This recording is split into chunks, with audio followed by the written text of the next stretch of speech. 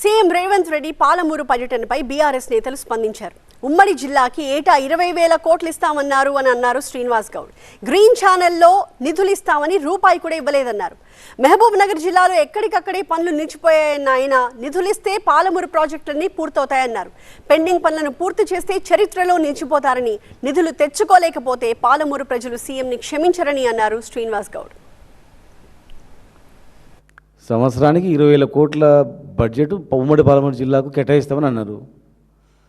ముఖ్యమంత్రి గారే క్యాబినెట్లు అందరిని రిక్వెస్ట్ చేస్తున్నా, నా జిల్లా కనుక సంవత్సరానికి 20,000 కోట్లు కేటాయించాలా, గ్రీన్ ఛానల్ ద్వారా ఉమ్మడి జిల్లాకు ఖర్చు పెడతామని చెప్పి పత్రికాముఖంగానే అడిగింది వారు. ఇప్పుడు బడ్జెట్ మూడో ఇయర్ అంటే 60,000 కోట్లు రావాలా. మరి 60,000 కోట్లల్లో 60 పైసలు కూడా రాలేదు. గ్రీన్ ఛానల్ లేదు, 60,000 కోట్లు లేదు. ఇప్పుడు అవన్నీ కంప్లీట్ చేస్తామని వాళ్ళే చెప్పారు కదా, దాన్నే అడుగుతూ ఉన్నాం. ఇలా దాంతోపాటు ఇప్పుడు ఎన్నో పెండింగ్ పనులు ఉన్నాయి, పెండింగ్ శాంక్షన్ చేసి మధ్యంతరం ఆగిపోయేటట్టు ఉన్నాయి. మహబూబ్నగర్లో సూపర్ స్పెషాలిటీ హాస్పిటల్స్ టెండర్ పిలవాలి లోపల ఎక్విప్మెంట్స్కు, దానికి 400-500 కోట్లు అవుతుంది. సూపర్ స్పెషాలిటీ హాస్పిటల్ బిల్డింగ్ కట్టినాం మేము, టెండర్ పిలవాలి.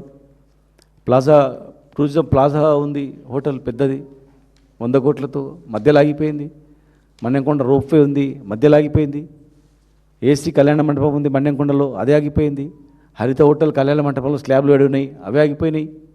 దేవరకథలు ఆగిపోయినాయి, మక్తల్ నారాయణపేటలో కూడా ఆగిపోయినాయి. నారాయణపేట జిల్లా హెడ్ క్వార్టర్ అనేక వర్క్స్ అన్నీ మధ్యంతరంగా ఆగిపోయినాయి. గద్వాలలో ఆగిపోయినాయి, అల్లంపూర్లో ఆగిపోయినాయి, వనపర్తిలో, కొల్లాపూర్లో, నార్కర్నూల్, మన అచ్చంపేట్, ఇవన్నీ కల్లోకుర్తి, ఎన్నో ప్రాజెక్టులు మధ్యంతరంగా ఆగిపోయినాయి ఉన్నాయి.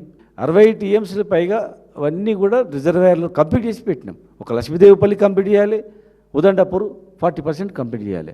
దాని గురించి అడిగినాం మేము.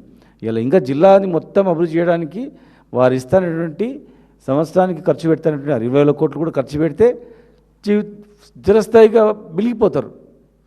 అవకాశం వచ్చేటప్పుడు ఉపయోగించుకోకపోతే జిల్లా ప్రజలు ఖచ్చితంగా క్షమించరు.